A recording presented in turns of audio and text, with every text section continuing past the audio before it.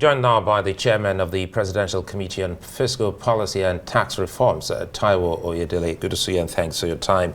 It's quite certain to see you talk like that because one would have thought that it would have been a difficult one for you because once upon a time you were on the other side. When you said making life difficult for our people, you still sounded the same. And again, looking at the president immediately asked that this must be implemented. Take us through and please, by all means, break them down because when it comes to taxation, it can be a little bit vague for a lot of people. So what are these things that you're talking about that have caused this reform?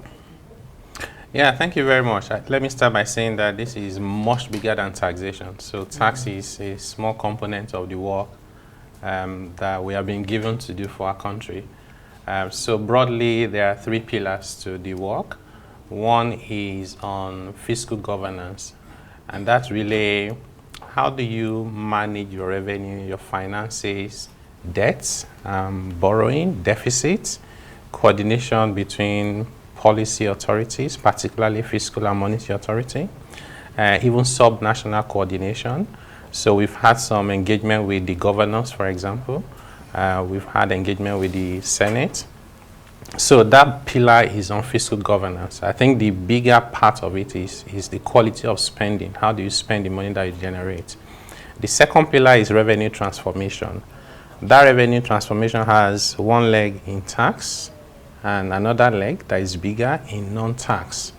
And that non-tax includes revenue from natural resources, solid minerals, for example. It includes from government assets as well as government-owned enterprises. NNPC should be giving us, something in the north of $20 billion revenue every year. We're not getting that. Refineries should be bringing money. So we have to decide what to do with them, right? So the third pillar is economic growth facilitation. That's really just talking about how do you ensure that businesses and individuals make progress, yeah? So the most sustainable way to generate revenue is to allow prosperity for enterprises and for individuals.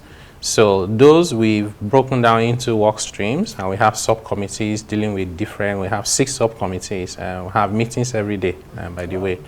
So it's a lot of work, but we're very happy to do it. My position hasn't changed. So I no longer work for the private sector. I now work for the government on this assignment.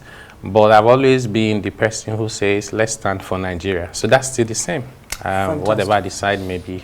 Fantastic. And you talk about quick wins in that report. What exactly are those quick wins? And how do you begin to, take the burden, off the most vulnerable of the population when it comes to taxes? Yeah, excellent question. So a lot of the things we need to do, we cannot do in 30 days or 60 days. So that's why we named these one quick wins. In other words, these are reforms where you don't need to consult everyone. In fact, everybody agrees that these are the things we should have done, but nobody had done them for a long time. So we focus this particularly on 3 areas. One is foreign exchange management. Of course, foreign exchange is within the purview of the central bank. Right. So on one hand, when our recommendations cross the line to monetary, we've engaged with the central bank to recommend to them, and it was their decision to implement. But there's also the fiscal side to those monetary interventions. For example, you have the 43 items that were prohibited from assessing Forex, and then the ban was lifted. And we needed to now complement very quickly with fiscal intervention around tariffs adjustment, for example, so that you don't put the local producers at a disadvantage. By the way, those things we call 43 items are actually more than 1,200 when you go into HS code. Right. Yeah. We also have interventions around what government should do to relieve the pain of fuel subsidy removal.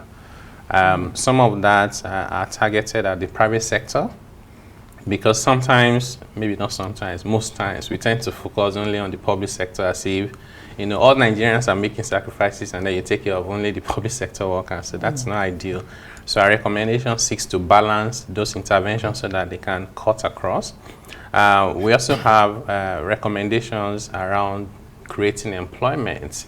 Before I left PwC, I had like 3 global multinationals, big ones that make revenue in tens of billions of dollars, with simple requests. We want to hire, people in Nigeria to work for us. Answer the following questions. I knew for every of those requests that they were not going to come back because the impediments we've put in place were the laws we inherited before the internet was invented, and we did nothing about it. Those laws presume that if you have an employee in Nigeria, not only should the employee pay tax, the employer must come to Nigeria and pay tax. So if you're a US company and you're looking for young people to hire around the world, and they say to you in this Nigeria, you have to come and pay tax. Indians say, don't worry, let the individual pay tax, you don't worry as the employer. Kenya say it's fine. Why should you insist on hiring Nigerians? So we think that we should remove that like yesterday. Allow people to make prosperity. So we have those recommendations across. And in terms of executing them, some of them will be by executive order by the president. Some of them will be by order by the minister. Some of them will be circulars by authorities like the FRS. What we've done is look at the law and say, what is the right legal instrument to give life to these recommendations?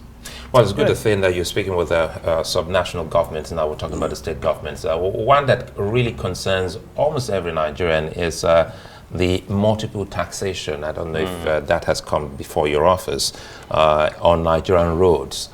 You move every step you get to the bottom. I see the smile on your face. To the extent that we understand that that's also against ECOWAS rules of and regulations on free movement. So is the government, is your office addressing that as well? Because that also brings the burden on the passenger or those who apply such roads. Yeah, the answer is the reason I smile is, as far as the president is concerned, actually, if we do everything else and we fail on this one, the president will think that we have failed. He's particularly interested in that, so he called it out even on the inauguration on May 29. And this is a problem that has been there since I was a kid. Everybody talks about it, and we even complicate it every single year. So we are very determined to fix that problem. What we're doing as a quick win, because you can't solve it within 30, 60 days. You need to even amend the constitution to do that. That takes time. In the meantime, we've started our engagement with the governors for subnational, and we're trying to sign an MOU for them to suspend those taxes. So when they suspend it, we're working on the carrot to give them. By suspending this, we'll give you this money as a replacement. And should anyone disagree and force people to pay, we just say, well, pay and collect the receipt. You have a portal where you can upload it and you get refunded with some extra amount for admin charges. And we take that away from the state or local government that's refused to cooperate. Those taxes range from wheelbarrow taxes, bicycle taxes, haulage. Somebody is trying to move food from point A to point B, and they have to pay taxes in 72 places. Someone is selling pure water, they pay 7 taxes every day. We can't continue like that. We want to address those issues. Well, in spite of that, Nigeria is still the lowest, tax, has the lowest tax collection rates of 10.8 or so percent. Well, jobs, of course, and, whatever have you, go with taxes. You do agree with that, but we'll have to leave it there. Taiwo Oyedele is the Presidential Tax Committee Chairman. Thank you so much for joining us. Thank you for having me.